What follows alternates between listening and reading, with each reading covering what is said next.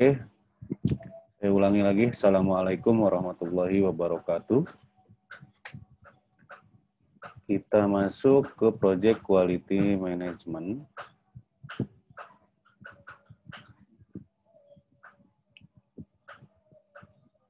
Loh, mana ini? Teman-teman masih bisa ngelihat ini saya ya? Screen saya ya? Slide-slide.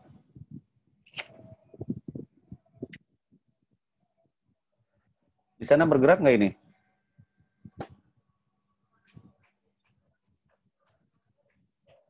Halo? Bergerak nggak di sana? Di layar teman-teman bergerak nggak?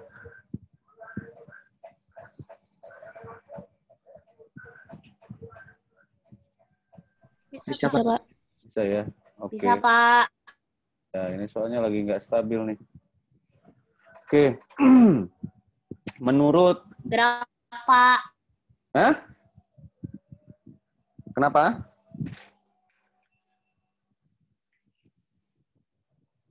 Menurut PMBOK, bahwa project management mutu ataupun yang disebut dengan project manajemen kualitas itu adalah mencakup proses dan kegiatan organisasi, menentukan kebijakan mutu, sasaran, tanggung jawab, sehingga proyek akan memenuhi kebutuhan yang dilakukan.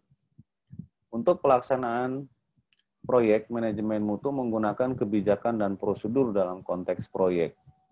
Proyek manajemen mutu bekerja untuk memastikan bahwa persyaratan termasuk persyaratan produk terpenuhi dan divalidasi. Nah ini, kalau kita berbicara mengenai project management mutu ataupun kualitas, di awalnya, kalau kita berbicara mengenai proyek, itu biasanya ada si pemilik biaya ataupun sponsorship.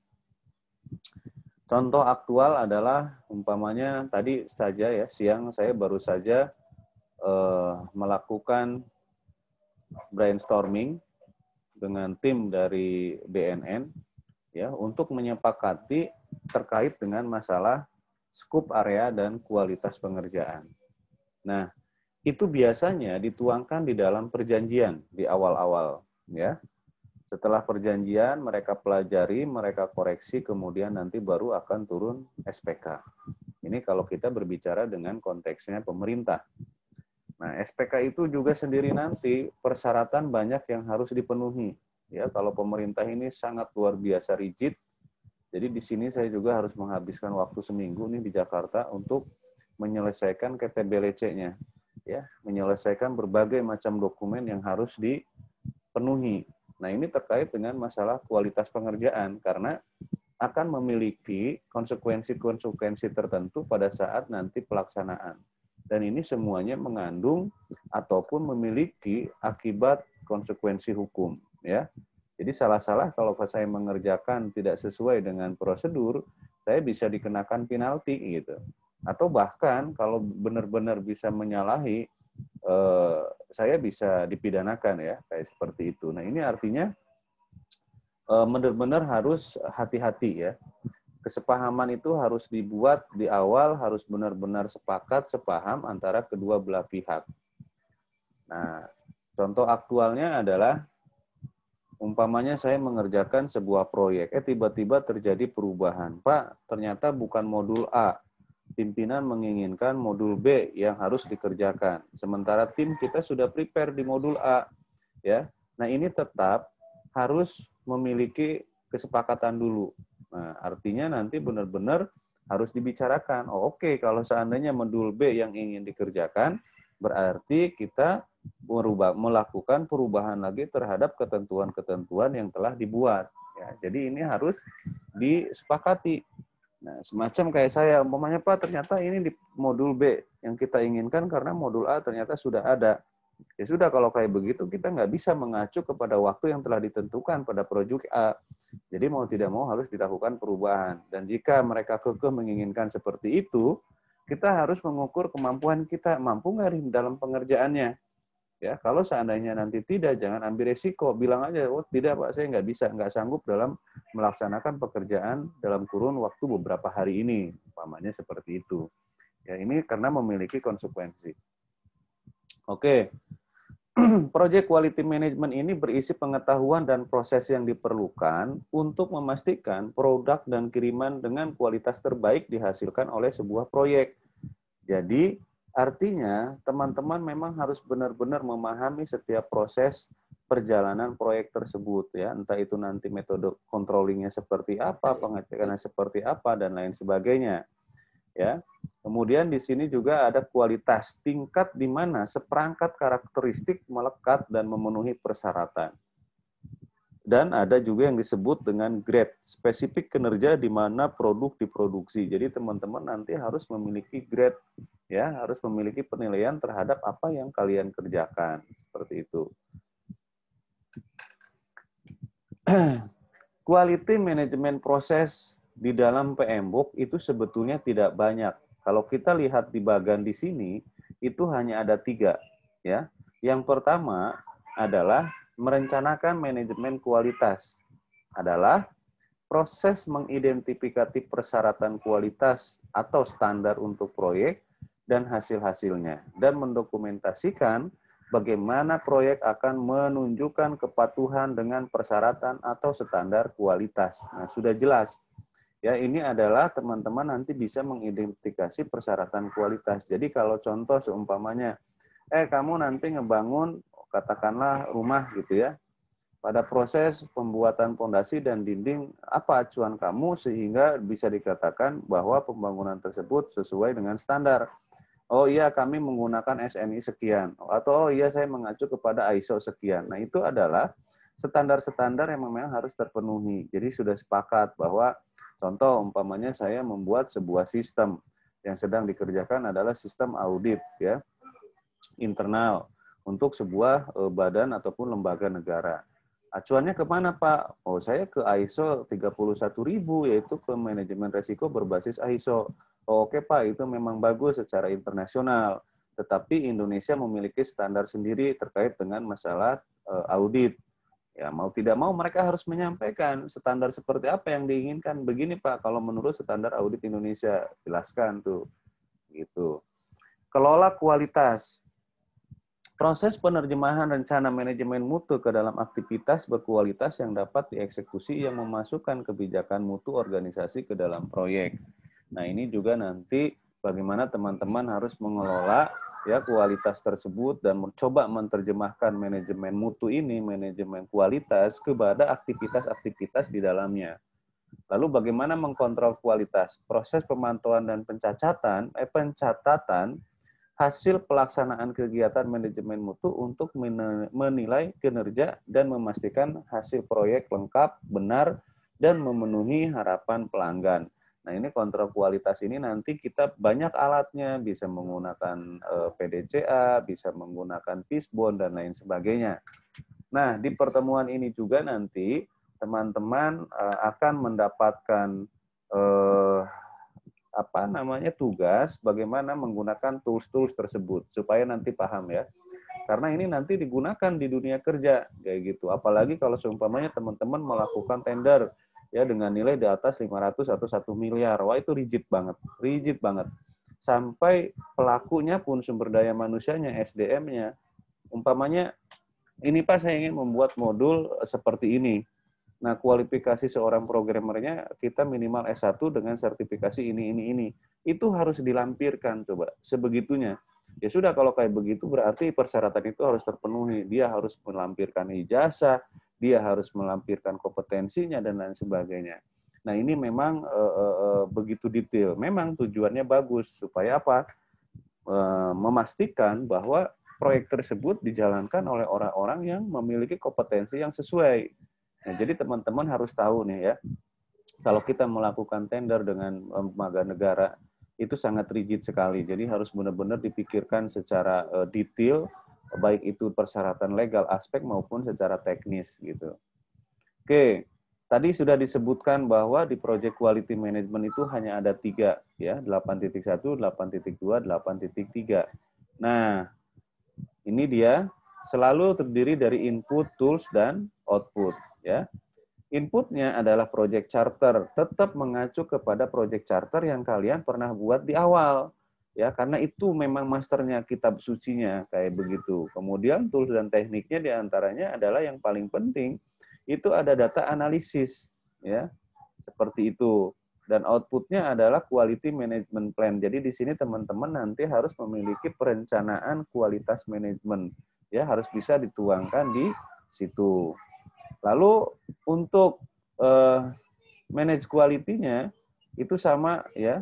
Dari project management plan itu, kemudian ada project dokumen dan organisasi proses aset, tool dan tekniknya juga di sini banyak ya, ada data gathering, data analis, decision making, data representasi, audit, design for act, problem solving, quality improvement method. Nah, ini nanti banyak alat yang akan kita gunakan untuk menghasilkan apa?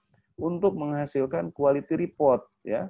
Tes dan evaluasi dokumen ini juga ya, dan seterusnya. Lalu pada kontrol quality itu yang dikerjakan apa? Ya, inputnya sama, tetap dari project management plan tadi, ya. Kemudian tool dan tekniknya juga sama. Kemudian outputnya adalah quality measurement, verified deliverable. Jadi artinya persetujuan apa yang bisa diselesaikan atau diserahkan. Work performance information, kemudian change request, management, project management plan update. Oke.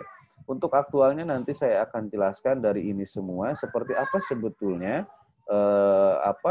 proses-proses tersebut diimplementasikan di dalam proses project quality management ya di area ilmu pengetahuan yang ini. Oke, yang ini kita skip saja karena ini pengertiannya sama seperti itu ya. Basicnya adalah project charter, project management plan dan project dokumen yang kemudian ini dijadikan sebagai bahan inputan untuk membuat sebuah project quality management. Nah, ini di 81. Project quality management itu outputnya apa? Ada project management plan dan project dokumen. Nah, itu ya sama seperti tadi. Ini bagan alirnya. Oke. Kita lanjut di sini. Dalam konteks mencapai kompatibilitas ISO, pendekatan manajemen kualitas modern berusaha untuk meminimalkan variasi dan untuk memberikan hasil yang memenuhi persyaratan yang ditetapkan. Nah, jadi apa sih sebetulnya? Paling tidak ada customer satisfaction, yaitu kepuasan pelanggan, memahami, mengevaluasi, menentukan, dan mengelola persyaratan sehingga harapan pelanggan dapat terpenuhi. Jadi tetap di dalam project management pun yang paling utama adalah kita benar-benar memahami ataupun bisa memenuhi customer satisfaction atau kepuasan pelanggan ya. Nah, ini dari apa? Ini dari hasil ataupun pekerjaan yang sesuai ya dengan keinginan-keinginan para sponsorship. Berikutnya adalah prevention over inspection, yaitu pencegahan inspeksi. Kualitas harus direncanakan, dirancang, dan dibangun. Biaya mencegah kesalahan. Umumnya jauh lebih sedikit daripada biaya mengoreksi kesalahan ketika mereka ditemukan oleh pemeriksaan atau selama penggunaan. Nah, ini maksudnya apa? Bahwa pencegahan itu lebih baik digunakan. Karena biasanya apabila sudah terjadi kesalahan gitu ya, itu biayanya akan jauh lebih banyak ya yang keluar gitu. Jadi biaya perbaikan intinya gitu ya, itu akan jauh lebih mahal dibandingkan dengan biaya pencegahan. Nah, itu maksudnya. Makanya di dalam kontrol quality itu harus benar-benar diperhatikan ya. Ingat, kemarin kita sudah berbicara bahwa inti dari 10 area ilmu pengetahuan itu adalah triangle. Jadi yang pertama adalah kualitas, kemudian ada waktu, kemudian ada biaya ya, dan kita memahami batasan ataupun scope. Nah, 4 hal ini benar-benar harus dipegang oleh teman-teman semua. Nah, 5 pertemuan pertama ini saya akan coba bahas di fundamentalnya itu, kecuali nanti time management mungkin di pertemuan kedua, karena itu paling tidak kalau memang kita bisa nanti kita harus offline ya untuk membuat network diagram. Continuous improvement ya, ini perbaikan terus-menerus. Alatnya apa? Alatnya biasanya menggunakan PDCA, ya, Plan, Do, Check, Action. Nah, inilah nanti yang akan dicoba dibuat oleh teman-teman. Bagaimana sih sebetulnya membuat tabel PDCA? Nah, ini adalah siklus dasar untuk meningkatkan kualitas seperti yang didefinisikan oleh Seward dan dimodifikasikan oleh Deming. Jadi ini teori-teori mereka ya penemuannya. Selain itu, inisiatif peningkatan kualitas seperti Total Quality Management atau yang disebut dengan TQM, Six Sigma, dan Lean Six Sigma, ini dapat meningkatkan kualitas manajemen proyek serta kualitas produk proyek. Nah, ini TQM, Six Sigma ini adalah alat ya, ini adalah metode yang diciptakan untuk continuous improvement. Pengertiannya adalah apakah teman-teman menggunakan teori ini semua atau metode ini semua dalam pelaksanaan kontrol quality management? Ya tentu saja tidak, gitu ya. Tapi dilihat mana sebetulnya yang memang diperlukan atau sesuai dengan karakteristik proyek yang teman-teman pegang. Nah, umumnya digunakan untuk perbaikan proses. Nih, ya. Seperti itu, ada organisasi proyek maturity model dan capability maturity terpadu yang disebut dengan CMMI ya. Ini registered artinya memang sudah digunakan. Ini standar-standar internasional semua. Nanti kalau belajar tentang TQM, Six Sigma dan lain sebagainya, PDCA di perusahaan-perusahaan nanti teman-teman biasanya akan dapat training terkait bagaimana sebetulnya kita melakukan kontrol manajemen, kontrol proses dan lain sebagainya. Itu biaya sendiri, pelatihan sendiri itu bisa seminggu ya.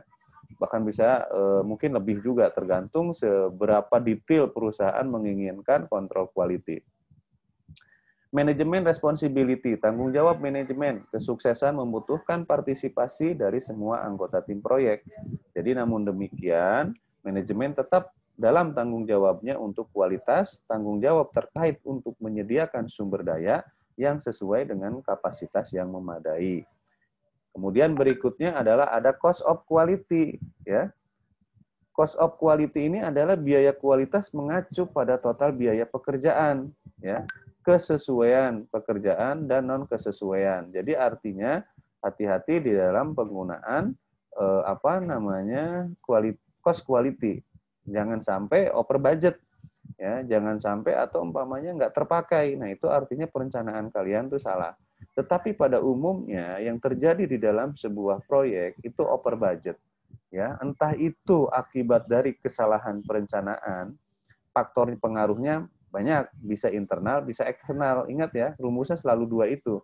Ya bisa juga kondisi politik, itu tiba-tiba dolar naik. Yang tadinya kita diperkirakan dengan harga dolar 10.000, ternyata pada saat kita mengerjakan terjadi kerusuhan nih, omnibus law, jebret aja, jadi 15 ataupun 17.000. Nah ini harus hati-hati. Ya, jadi teman-teman di situ harus benar-benar bisa mengkontrol keuangan. Nah, nanti kita akan belajar di network diagram, karena di network diagram itu nanti kita akan menghitung setiap lintasan, jalur kritis kita harus bisa tahu, kemudian berapa sebetulnya biaya efektif, sebetulnya berapa biaya yang dioptimalkan, dan lain sebagainya. Nanti kita akan dapat semua itu, ya. Termasuk nanti waktu. Ada waktu tercepat, waktu terlambat, waktu normal, dan waktu yang dipercepat. Jadi sebanyak itu rumus-rumus nanti yang akan kita gunakan. Oke, ini adalah alat ya, metode tadi yang sudah kita sebut bahwa ini adalah untuk melakukan controlling, yaitu menggunakan metode PDCA ya. Tadi kalau kita ke atas, nah ini ya, ini untuk melakukan perbaikan berkelanjutan, continuous improvement.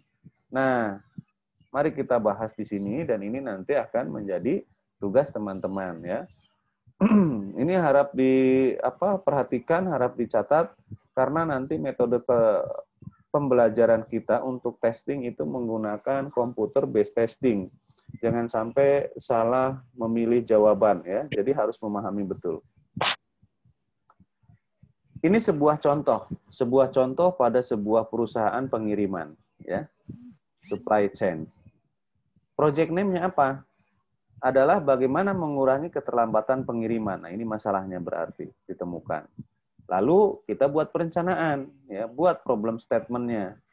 Dalam data, kurun waktu semester kedua, tahun 2013, terjadi keterlambatan pengiriman barang ke distributor, area Lampung. Oke. Tadi suara siapa itu? Oke. Keterlambatan barang ke distributor area Lampung sebanyak 30%, sehingga mengakibatkan keluhan pelanggan. Nah, ini problem statement-nya ya. Jadi nanti teman-teman harus membuat seolah-olah ada masalah di dalam proyek charter kalian tuh. Kalian bikin proyek apa kemarin ya? Buat dianalisa seperti ini. Kalau memang nanti ada datanya, kalian tampilkan datanya. Dan memang harus ada datanya. Ini contoh, distributor ini persentasi delay. Ternyata ngirim ke Lampung 30%, Bandung 10%, Bogor 10%, Cirebon 10%, 20%, Semarang 20%. Nah, ini statistiknya. Nah, goal statement-nya apa? Jadi yang diharapkan dari, nah ini permasalahan tersebut di atas, ya harapannya adalah mengurangi keterlambatan pengiriman ke distributor dari 20 menjadi 10 mulai semester tahun depan. Jadi artinya teman-teman memiliki target berapa nilai yang ingin direduksi. Nah, kemudian lalu lakukanlah analisa sebab. Satu, oh ternyata pengetahuan forecasting yang kurang memadai. Nah, ini juga alat lagi nanti nih pengetahuan forecasting. Kalau teman-teman sudah belajar manajemen operation ya, dan kalau ini memang sampai, biasanya ada yang disebut dengan bab forecasting, tuh peramalan. Nah, di sini dianalisa ternyata ini akibat perusahaan tersebut lemah melakukan peramalan. Kemudian perhitungan stok di gudang kurang akurat. Nah, ini teknis.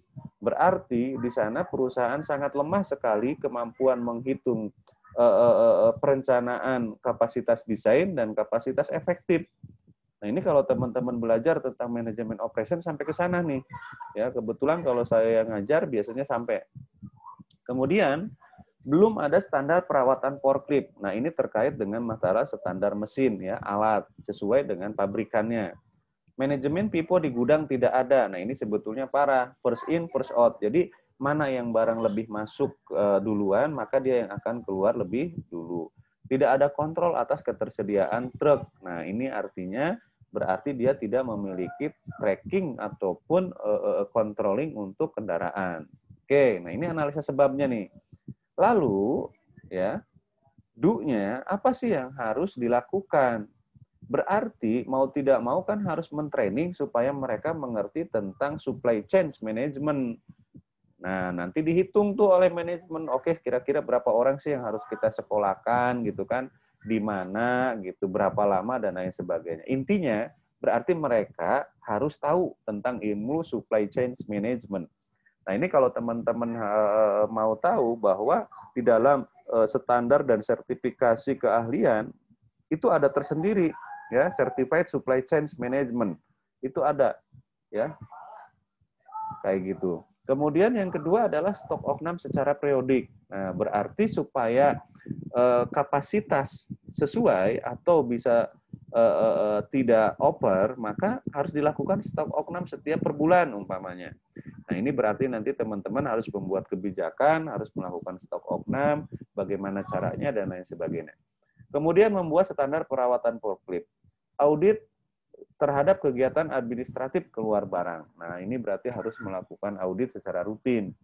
Bekerja dengan beberapa vendor transporter. Nah, kalau kayak begini berarti karena pengiriman sudah banyak, mau tidak mau kita harus melakukan kerjasama. Inilah nanti yang akan dilakukan. Kemudian, kita lakukan pengecekan. Ya, ini data after improvement. Data sebelumnya nih ada stok, 1 jam 20, 14, dan seterusnya. Nah, setelah perbaikan, maka persentase keterlambatan pengiriman ke area Lampung turun menjadi dari 30 menjadi 9,8% pada semester 1 tahun 2014. Benefitnya adalah meningkatkan kepuasan pelanggan. Pertanyaannya tadi adalah, Pak, dari mana kita bisa tahu kepuasan pelanggan? Oh ya, tentunya harus melakukan kuesioner ataupun kotak saran. Nah, itu biasanya dari sana. Jadi tidak ujuk-ujuk nih kita bisa bicara bahwa, oh udah Pak, ternyata kepuasan pelanggan meningkat, omong kosong kalau kita tidak ada data. Nah, ini di sini di data cek ini artinya adalah seolah-olah gitu ya, kita sudah lakukan, kemudian dari situ nanti kita harus mengecek kembali setelah dilaksanakan yang do ini tadi, ini apakah nanti hasilnya seperti apa. Nah, data di sini nanti dianalisa oleh teman-teman. Maka di sini adalah action-nya, ya, apa yang harus dilakukan adalah melakukan standarisasi Contoh, SOP 001, prosedur pengelolaan gudang. SOP 002, prosedur perawatan forklift. Nah, kalau kita lihat ya, dari proses PDCA ini, ya, ini akan banyak sekali alat yang digunakan. Nih, ya, dari sini. Di analisa sebab, nanti teman-teman harus melakukan atau bisa juga menggunakan salah satu alat dengan fishbone ataupun yang disebut dengan tulang ikan atau analisa sebab akibat, ya, seperti itu. SPO ini terkait dengan masalah SOP kebijakan yang teman-teman baru buat kemarin atau yang belum nanti boleh dikumpulkan minggu depan, ya. Di pertemuan kalau kelas A itu hari Senin atau Selasa lah, kayak gitu. Nah, inilah. Ini SOP ini salah satu alat untuk apa? Untuk memastikan kualitas kalian itu sesuai. Karena kalau sesuai SOP, harapannya adalah berarti kalian melakukan itu dengan benar. Seperti itu. Oke, kalau kita berbicara di sini tadi analisa sebab, teman-teman bisa menggunakan cause and effect ataupun root cause sebetulnya. Ya, sebab akibat. Di sini dilihat dari beberapa komponen. Ada equipment, ada proses, ada people, ada manajemen, ada environmental, dan ada material. Ya, ada lingkungan gitu. Kemudian material itu berarti apa namanya kalau bahasa kita sarana prasarana gitu ya. Manajemen manusia, prosesnya ya, dan kebutuhan-kebutuhan lainnya. Lalu ini adalah yang mengakibatkan masalah apa seperti itu. Jadi diagram sebab akibat atau fishbone pertama kali diperkenalkan oleh seorang profesor yaitu Prof. Kaoru Ishikawa dari Universitas Tokyo. Oleh karena itu diagram sebab akibat disebut juga dengan diagram Ishikawa atau diagram tulang ikan. Ya. Pembuatan diagram sebab akibat ini bertujuan agar dapat memperlihatkan faktor-faktor penyebab dan karakteristik kualitas yang disebabkan oleh faktor penyebab tersebut. Nah, nanti akan saya berikan lembar sebab akibat berbasis tabel yang kemudian nanti teman-teman bisa isi seperti itu. Nah, ini adalah fundamental relationship quality insurance, ya. Mana ini? Oke. Ya. Ini adalah hubungan, ya, hubungan antara masing-masing proses grup, ya, dengan berbagai macam metode. Nah, itu maksudnya belepetan saya ngomong. Ya. Contoh, initiating, planning, executing, monitoring, dan closing. Di sini ada metode IPEC, ya. Initiating, planning, executing, controlling, closing. Nah, kalau metode PDCA itu ada di fase planning, executing, monitoring, dan controlling. Ya, jadi ada di fase perencanaan, pelaksanaan, ya, pengawasan, dan kontrol. Dan di sini, ini PDCA adanya di sini. Berarti dia di tahap inisiasi dan closing itu tidak ada. Jadi gitu nge-mappingnya ya. Ini keterkaitan metode dari masing-masing proses grup. Kemudian cost of quality itu ada di mana? Udah pasti dia ada di perencanaan. Dia juga ada di eksekusi, dia juga ada di monitoring. Tetapi kalau kita lihat garis di sini, ini keterkaitan dengan metode lain, yaitu quality assurance ya. Nih, jaminan mutu nih masuknya. Dan ada juga di kontrol quality. Nah, di sini. Jadi karena ini bicara uang, jadi dia memang saling terkait ke proses grup yang lainnya. Kalau quality assurance di sini ini hanya ada di planning dan executing. Kalau kontrol quality itu adanya di executing dan monitoring. Memang seperti itu. Nah, tetapi dari area-area ini keterkaitan dengan cost of quality. Ya, jadi kalau kita sederhananya memikirkan bahwa manajemen keuangan itu nanti akan terkait dengan apa ya, dengan sumber daya manusianya, dengan materialnya, dengan alatnya dan lain sebagainya, karena semua hal itu membutuhkan biaya. Nah, jadi itulah gambaran bagaimana teman-teman memapping ya sebetulnya keterkaitan dari masing-masing proses grup ini memiliki metode dan metode ini saling terkait ya seperti itu. Nah, jadi kalau umpamanya kita lihat proses grup di sini, paling tidak teman-teman harus mengerti 1, 2, 3, 4, 5 alat ini. Bagaimana mengimplementasikan IPEC, bagaimana mengimplementasikan PDCA, bagaimana mengimplementasikan cost of quality, bagaimana mengimplementasikan quality assurance, dan bagaimana melakukan kontrol quality. Nah, ini memang sih kalau kita belum menjadi seorang praktisi agak-agak bingung, karena di mana nih sebetulnya kita harus berpikir kerangka ini ya. Tapi ini sebagai dasar ilmu pengetahuan teman-teman sebelum menjadi seorang manajer ya. Jadi harus paham betul kayak gitu. Oke, ini adalah alat juga sama ya, metode namanya SIPOC ya. SIPOC itu adalah suatu alat visual yang digunakan untuk mendokumentasikan proses bisnis dari awal hingga akhir dan berfungsi untuk mengidentifikasi elemen-elemen relevan dari proyek perbaikan yang akan dikerjakan. Nah, identifikasi SIPOC ini biasanya dilakukan sebelum proyek perbaikan atau proses improvement. Ya, di dalam metodologi Six Sigma, SIPOC digunakan dalam tahap define, yaitu tahap pertama dalam Six Sigma untuk mendefinisikan dan menyeleksi permasalahan yang akan diselesaikan beserta biaya, manfaat, dan dampak terhadap pelanggan. Nah, cara sederhananya ini seperti apa? Kalau kita lihat dan kita gambarkan, ya kita implementasikan, nanti teman-teman bisa melihat gambaran seperti ini, ya. Ingat, tadi kata kuncinya ya adalah alat visual yang digunakan mendokumentasikan proses bisnis dari awal hingga akhir. Nah, oke, ini adalah contoh diagram SIPOC untuk sebuah perusahaan katakanlah smartphone. Ya, begini caranya. Supplier, stakeholder, kita nanti akan bekerja sama dengan siapa aja. Ini harus diidentifikasi. Oh, dengan PT A, B, C, D, E, F, K, pokoknya banyak. Nah, PT-PT itu nanti kita harus tahu, ya. Dia ini menginput apa? Contoh, PT A nanti akan menginput baterai. PT B itu LCD, PT C itu kamera, PT D itu PCB, ya, PT E dan seterusnya. Jadi masing-masing vendor itu adalah sebagai inputan untuk sebuah proses ini produk kita kayak begitu. Nah, lalu di prosesnya, proses perusahaan kita gitu ya atau proyek kita itu terdiri dari assembly ataupun perakitan, testing, pengujian, dan packaging. Nah, outputnya apa?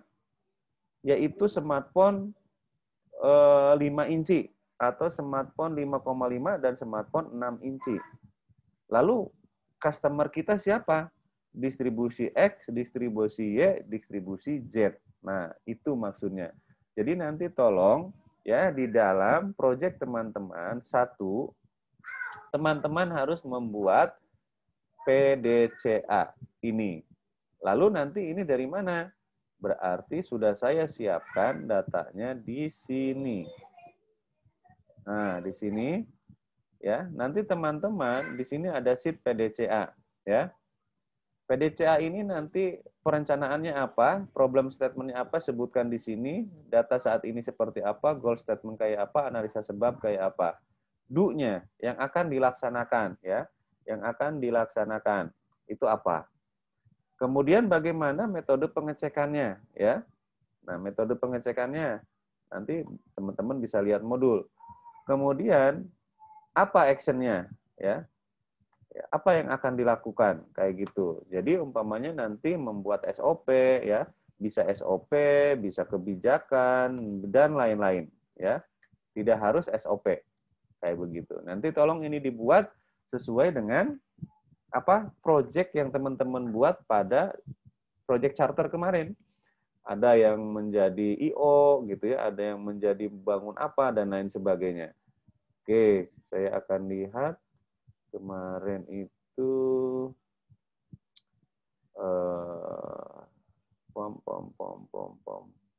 ini Sinta Nurani Project Charter. Coba kita lihat.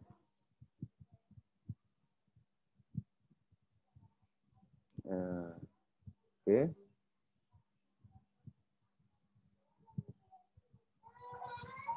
Oke, jadi ini tuh harus mengacu loh kok absen. Saya dulu. Mana tadi? Lama sekali. Ya. PDCA. Nah, oke. Jadi nanti teman-teman tinggal mengisi aja di sini ya. Kemudian yang kedua adalah teman-teman juga harus membuat fishbone sebab akibat. Asumsikan bahwa proyek kalian itu memiliki hambatan atau permasalahan, ya, memiliki permasalahan.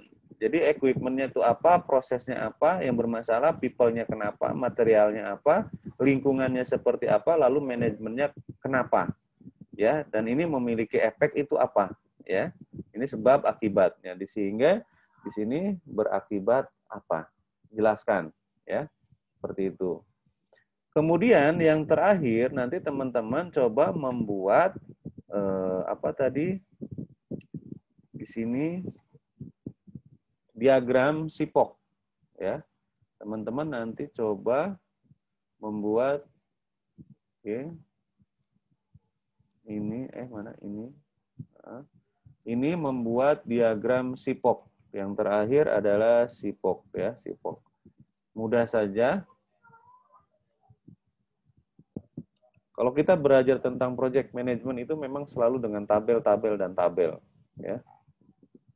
Oke, di sini ada katakanlah kalau kita berbicara mengenai sipok, ya. Nah, di sini ada supplier, input, proses, output, dan customer, ya. Kayak begitu. Ini nanti teman-teman diinputkan supplier siapa yang berhubungan dengan kita, ya. Kayak begitu. Jadi S I P O K, ya, supplier. Kemudian input, proses, pakai bahasa Inggris ya. Kemudian proses for people tadi. Kemudian output, sama tadi customer. Nah, ini adalah maksudnya nanti teman-teman didata, ya, supplier yang berhubungan dengan proyek teman-teman tuh siapa selama siklus perjalanan proyek tersebut. Seperti itu. Mana contohnya di sini? Punya siapa tadi ini? Nah, Project Charter pembangunan Mega Mall. Waduh, luar biasa ini. Punya siapa ini? Punya siapa itu? Punya Sinta Nurani. Deskripsi goal dari sebuah proyek membangun mall yang besar dan memiliki 7 lantai dengan hotel di atasnya memiliki parkiran yang sekitar bisa menampung lebih dari 300 kendaraan. Luar biasa, mimpinya hebat. Visi berbelanja, menonton, bermain bersama keluarga dan nyaman, menyediakan tempat berbelanja, menginap, dan lain sebagainya. Nah, ini harusnya project charternya nggak setipis ini ya. Harus bisa melebihi tebal dari Omnibus Law, bisa ribuan ini kalau kayak gini. Ya. Kerusakan lingkungan, baterai yang melangkah, dan lain sebagainya. Oke lah dibuat sederhana ini ya, kayak gitu. Tapi sebetulnya kalau kita berbicara ngebangun mall ya complicated banget ya, kayak gitu ya. Tapi nggak apa-apa. Nanti kalau kita bicara di sini, berbicara mengenai bangun mall tadi, katakanlah bikin mall-mallan lah gitu ya. Nah, suppliernya itu nanti apa? Ya banyak ya. Ada alat bangunan, ada siapa lagi alat apa namanya, ya banyak lah kalau untuk bangunan sih, kalau untuk membangun mall karena tidak sedikit ini bisa puluhan bahkan ratusan list gitu ya, kayak begitu. Kemudian nanti inputannya apa? Nah, tuliskan di sini prosesnya seperti apa. Ini kan berarti pembangunan dari awal sampai akhir. Terlalu complicated sih sebetulnya. Kemarin ada yang bagus tuh, yang punya siapa, perempuan juga, dia sederhana tetapi cukup jelas berbicara mengenai kalau nggak salah event atau wedding organizer gitu. Nah itu saya minta yang kecil-kecil begitu aja. Tetapi kalau sudah kadung membuat kayak begitu ya sudah, berarti harus bisa dipertanggungjawabkan dari project charter ini gitu ya. Ini dananya berapa dia bikin mall ini? Survei 10, desain implementasi 50, training, mandor proyek tukang 300, bahan bangunan 800. Bikin mall 7 tingkat cuman nggak nyampe berapa ini? Oh, memiliki 7 lantai hotel, Masa iya bangunannya cuma 800 juta? Bahan bangunan 800 juta, mau banget gitu kan. Nah ini, jadi teman-teman dalam membuat seperti ini pun jangan ngasal ya. Gitu loh, harus ada asumsi dasarnya yang real gitu. Gitu. Mandor proyek 300 juta, nanti nge-breakdown-nya bagaimana? Ingat loh, ini saling keterkaitan ke belakang. Training dan steril 200 juta, mana ada gitu ya. Bahan bangunan 800 juta. Rumah jadinya aja harganya bisa berapa ratus juta sekarang. Ya. Untuk rumah bagus sekelas di kota wisata aja udah di 2 miliar. Gitu. Unit cost-nya berapa tuh? Apalagi bikin mall yang sampai 7 lantai beserta dengan apartemen. Ya. Itu bisa berpuluh-puluh miliar. Kayak gitu. Nah ini nanti dikoreksi nih siapa nih, miliknya siapa ini tadi. Saya nggak tahu kelas ini apa bukan, Sinta Nurani ya, nanti diperbaiki. Nah, yang realistik aja, yang bisa kehitung oleh diri kita. Oke, kita kembali tadi ke, nah sini ya. Nanti customer-nya itu siapa dituliskan di sini. Nanti teman-teman ya, pada saat pengerjaannya itu mengacu ke, nah, di sini ya, mengacu ke modul. Kemarin saya sudah kirimkan list modul untuk bisa di-download.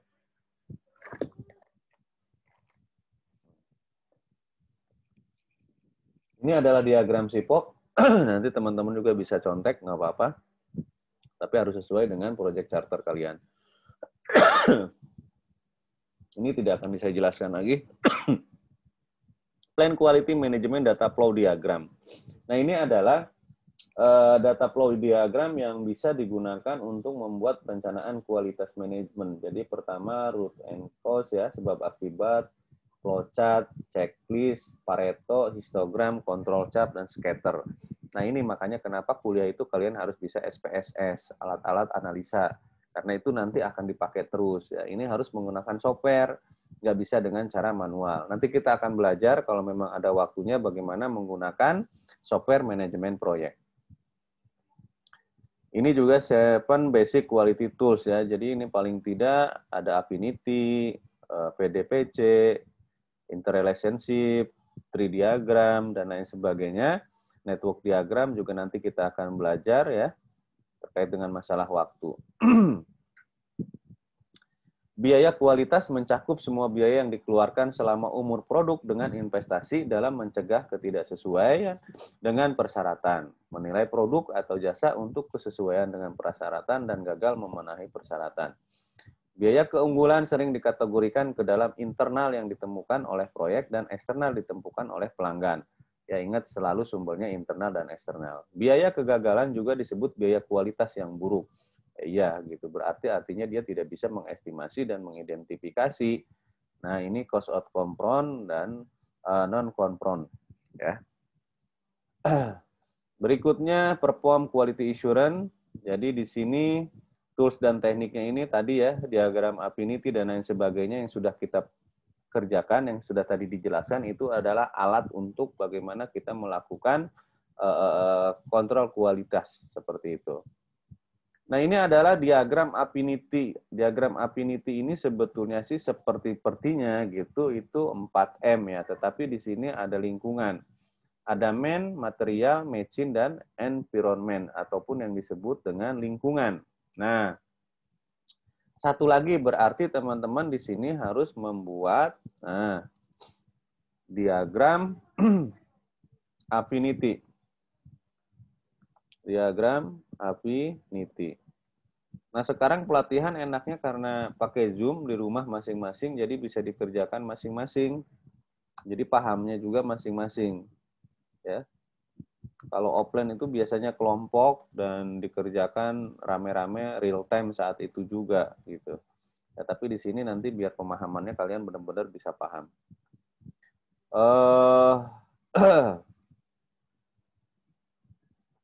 Untuk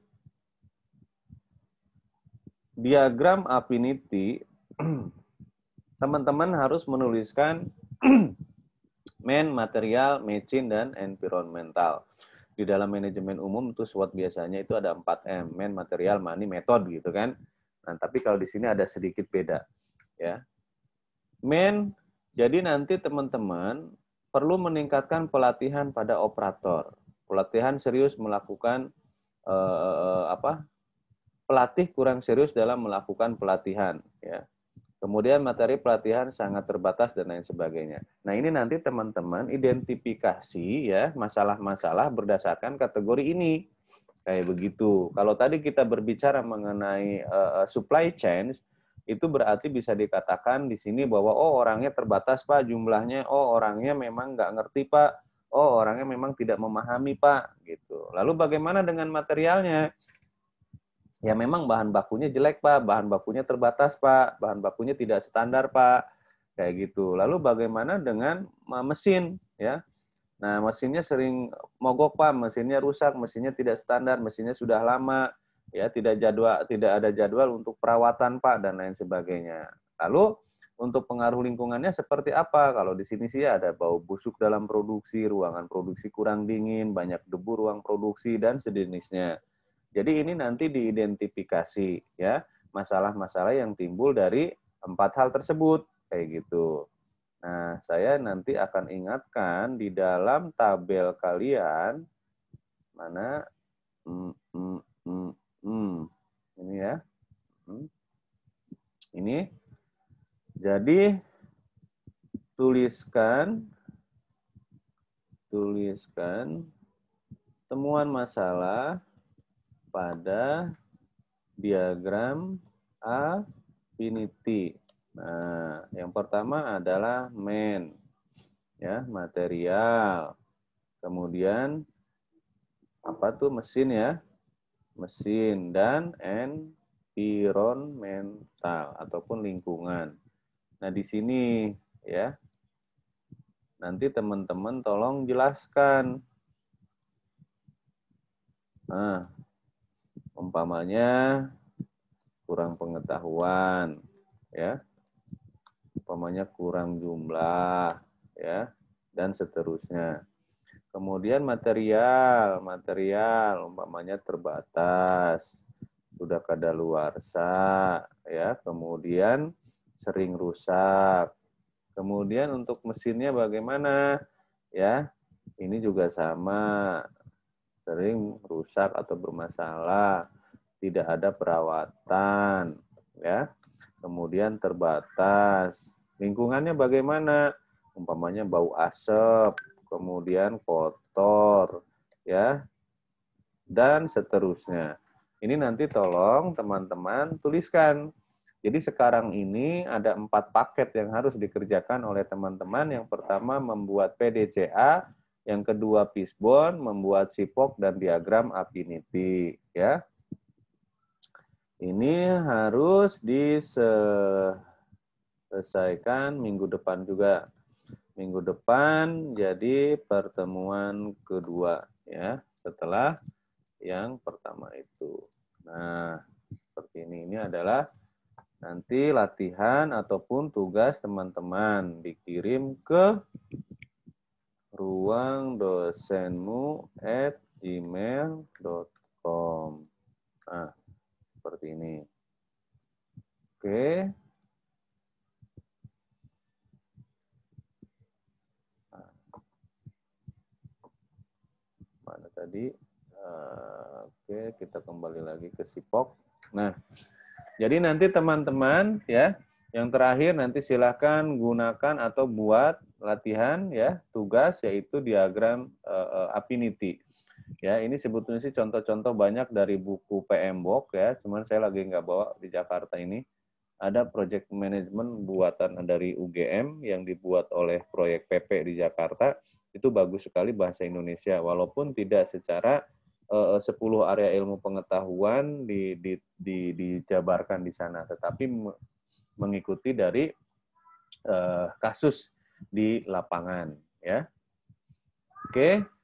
Dari sini ada pertanyaan sebelum kita closing untuk teman-teman. Yang belum mengirimkan tugas hari ini yang kemarin itu nanti boleh di minggu depan ya, di hari apa tuh? Senin apa Selasa, kelas A itu. Kemudian nanti yang kedua berarti tugas yang ini Kayak gitu. Halo semua? Bisa monitor? Iya, Pak. Bisa, Pak. Oke. Bisa, Pak, bisa. Tugas bisa dikerjakan ya minggu depan ya. Insya Allah, Bisa, Pak. Ya, gampang lah. Bisa, Pak. Makanya bikin project charternya jangan gede-gede, jangan buat mall. Itu bisa 2 tahun bikin kelompok juga. Ya, proyek-proyek kecil-kecil aja. Jadi wedding organizer, wedding planner, terus acara pameran, yang gitu aja. Bikin musola, umpamanya rakit sepeda, atau apa yang begitu aja. Karena yang saya butuhkan adalah teman-teman mengerti prosesnya. Mengerti menggunakannya, jangan yang rigid dulu, nanti liar. Iya, Ya. Pak. Gitu. Oke, semua sudah absen tadi ya? Sudah, Pak. Oke, kalau sudah absen, saya ucapkan terima kasih. Sampai berjumpa lagi nanti di pertemuan berikutnya. Karena saya masih di Jakarta, ini kenapa saya videonya tidak on, karena sepertinya sedang tidak pantas untuk dilihat ya. Karena masih dalam perjalanan, saya baru sampai di rumah saudara ini dari BNN tadi. Saya ucapkan jaga kesehatan untuk kalian semua. Terima kasih. Assalamualaikum warahmatullahi wabarakatuh. Waalaikumsalam warahmatullahi wabarakatuh.